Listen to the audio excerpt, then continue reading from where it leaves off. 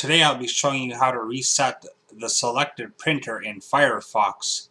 Recently I had to change printers and then the wrong printer was selected. I actually switched it to Microsoft Print to PDF. So we'll get started. So the first thing you do in the address bar where my mouse is, you type about:config and then hit enter and just click I accept the risk.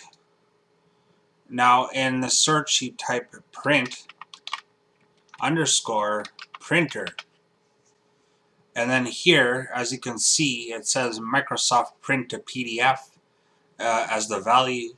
So all you do is you right click it with your mouse and then hit reset, and now we would exit Firefox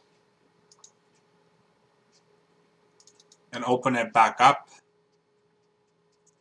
Now I'll go to print, or you can just press Control and the letter P.